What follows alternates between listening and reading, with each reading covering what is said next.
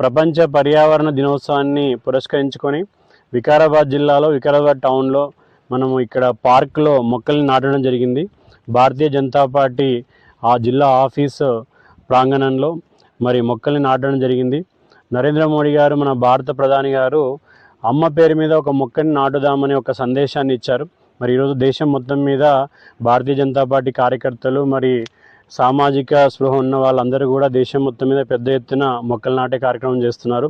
అందులో భాగంగా ఇక్కడ మొక్కలు నాటడం జరిగింది. అయితే మనకు తెలుసు, మన పర్యావరణంలో, వాతావరణంలో డిఫరెంట్ లేయర్స్ ఉంటాయి.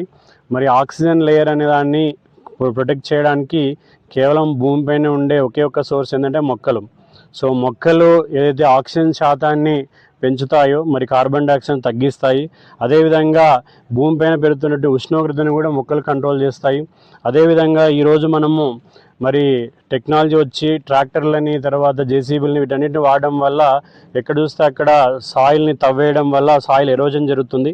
మరి ఈ సాయిల్ ఎరోజన్ను సూపర్ఫిషియల్ లేయర్ పూర్తిగా నష్టపోవడం వల్ల ముందు భూమి పైపొరలన్నీ కూడా దెబ్బతిని మరి వ్యవసాయానికి పనికి రాకుండా పోయే ప్రమాదం ఉంది. కాబట్టి చెట్లను పెంచే ఆవశ్యకత ఎంతైనా ఉంది అని చెప్పేసి మనకి తెలుస్తుంది. కాబట్టి అందరూ కూడా చాలామంది అందరూ చదువుకుంటున్నారు.